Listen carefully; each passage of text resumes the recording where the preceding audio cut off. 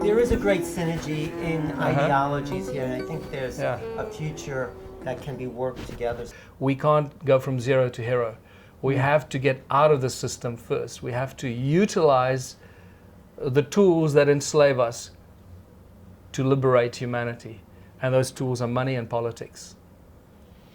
You know what I would love to see would be a demonstration project of a village or a township that's particularly economically challenged, and and to chronicle that, and to say if there was like a local township mayor or something who got excited about this and wanted to make a demonstration. I think it'd be particularly powerful because Ubuntu is it's a African term and it's being sourced out of South Africa, to do that in South Africa first, but then to really chronicle the process of liberating more of the creative genius of people without the money aspect, because I feel like that's part of what I also go into the book around this notion of solutions councils. Solutions is a word that hasn't polarized left and right in the United States, and a lot of times when we can see an actual solution in operation, then it liberates our thinking. Yes. And so we need to be able to take the solutions that are happening and the examples, and then to amplify them and circulate them around the world. And so that's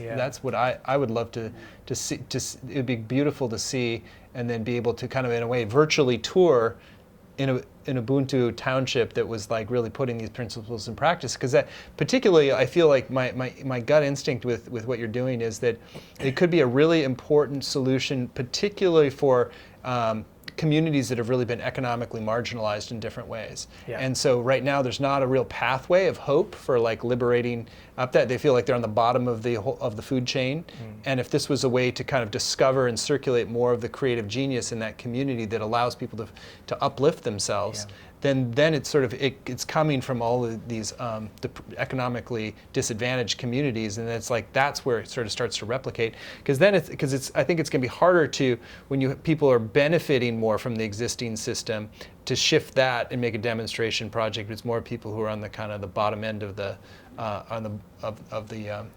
Absolutely. However, what my experience has shown me now is that there are pros and cons to that. This is really where the experience comes in, and it's in the impoverished communities in countries like South Africa, where unfortunately our draconian government, the ANC, who was the liberator of the people, has become now the worst possible enslaver of the people. And over 21 years of post-apartheid regime, they've created a worse draconian regime than the apartheid regime was. It's unbelievable if you could see what's happening to the people and how the ANC has enslaved the people. They've created a society of dependency, and this is so maliciously, slowly but surely over 21 years eroded the values and the self-esteem of people to the point where people basically reduced into sponges waiting for handouts from the government. And so it's those communities, and to try and win over a town in South Africa is going to be a lot more difficult than to do that in countries like Germany or the USA or Brazil, where first of all we have 11 different languages, so you got a language barrier. You got the extreme poverty. There's 70% unemployment in my town where I live. Everyone is needy, and to overcome that need, you got to provide something. Now, you can't do that unless you got huge amounts of funding to start off with. In places like the USA, and this is why I love what you're saying, because that's exactly what our plan is for the USA. And at our Ubuntu meeting at the end of September in Vermont, we are going to formulate a new strategy for what we're going to do in the USA. And that new strategy is most likely going to be is what we implemented in our elections. Our motto was one small town. All we want to do is win over one small town and let that be the catalyst. Now that could be in the USA, it could be in Germany, in the UK, in Ireland, who knows where. And I think it's a lot easier to do it in a country where you got one language, where people understand each other. They're reasonably of a similar education. It sounds well thought out. What's the closest you've gotten to implementing an Ubuntu sort of overview? The what? Sorry, the closest you've gotten to bringing that to a community, your ideas into a real community. Well, we've launched many projects, but unfortunately, when the projects do not become self-sustainable and make money for the people working the projects, sooner or later it'll stop and they won't function.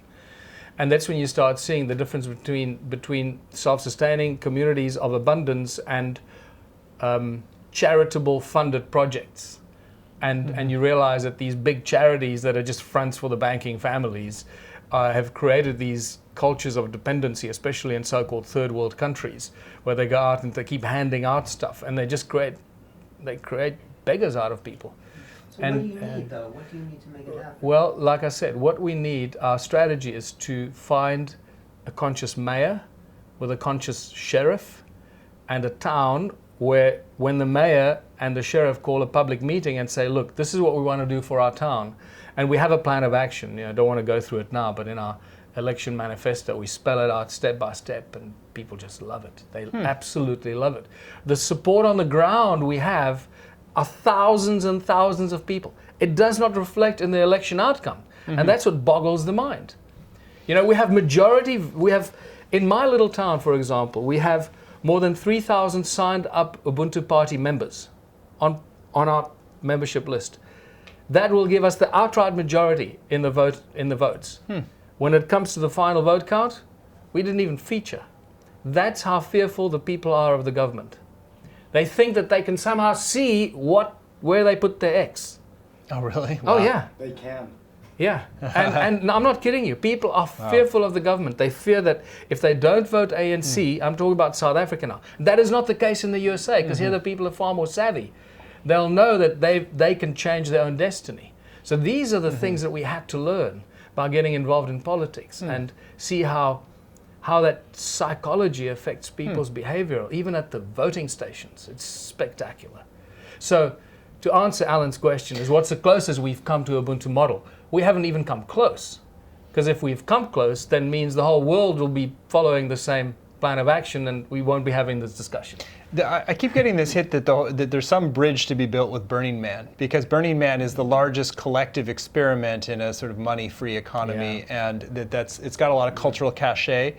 And so it would be very interesting, because it's so like the kind of leading edge of kind of wild technology, California culture, and then meeting that with kind of the deepest ancient roots from Africa. I think that would be interesting synergy, and there might be some way that there might be a town that has a lot of burners in it, or something that would help to create some infrastructure, because there's more of a, and I think that could be a bridge point, is like to see instead of like shifting the whole system permanently, to create a time-limited experience of this for people. So it could be, here's the weekend experience that could actually help you to, because what Burning Man's done is effectively they've worked within the system to have people pay tickets using money to then create a money-free experience. Yeah. But then that shifts their psychology and their consciousness in different ways. So it works as a financial engine in the regular world, but then it still gives people an experiment.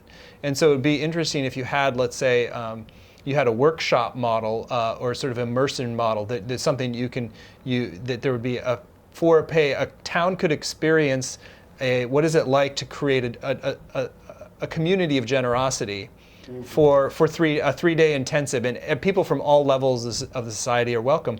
And then the people who pay you are the city, because they want to give that experience of increasing generosity and flow and connection in their community.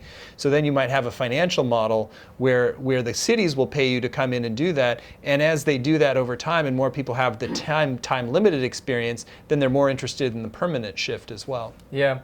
There's a Burning Man Africa that happens once a year. Yeah, in South Africa. So we've got Burning Man there, and it happens normally out in the Kalahari Desert, somewhere in the middle of nowhere, and 60,000 people descend on this desert plain or on the salt pans, and they erect this little city, and 4 days later they break it down again. So yeah, and you're not the first person to mention the Burning Man experiment, but however, I don't want to go into the whole structure of the plan of action here. Is not the format right now, because we are thrown into this unexpectedly. So, but our plan of action is exactly this, what you suggested, except it's not just going to be a small fleeting moment. It's going to be something that we initiate either from the mayoral office down or from the ground up. That'll then have to convince the mayor to change his or her ways, thinking about the community. And that's really where I believe this thing can happen. And if we can find a conscious mayor who is sick and tired of the exploitation of his or her people in the town with a sheriff here in the USA that work together, we could implement this very, very successfully, and it'll be a lasting solution. Because once the people experience that sort of utopian collectivity where everybody benefits and huge amounts of money are made because you work it almost on a kibbutz-like structure, but there isn't a kibbutz owner. The people are the owners and the benefactors of what they create and produce. Nobody will ever want to go back to the old ways. There's just so much positive energy that gets created. Well, that's the plan. It's a beautiful experiment. I love it. But is there anything just to wrap up, is there anything you can incorporate from what Michael said into your philosophy of the sacred world? Or? Well, I think part of what I'm taking is it sort of like these different change vehicles, like we talked about, like, kind of shifting things from the inside. In many ways, I've been more focused on getting this in the hands of political leaders and starting to see different principles and seeing how a kind of a whole rewiring of our experience of exchange can, like I'm most interested at this point, like in the experience of how to create that as a collective experience, and then how does that shift the current game, not necessarily to completely overthrow because everybody's got their retirement plans and they're getting pay for college somewhere else and they're part of embedded in a whole other system. But I think that where it comes is like, oh, here's a way to design a shift of the consciousness around how money and generosity flow in a community, and then therefore that helps to evolve how we do politics. I just want to say thank you, Stephen. Yeah, great to meet you. Nice to meet you, and thanks for the chat. Way to hold the torch for a bold Thank shifts. you both for being Thank part you. of an impromptu dialogue. My name is Michael Tillinger, and my movement is called the Ubuntu Movement, and you can find us on ubuntuplanet.org or ubuntuparty.org.za.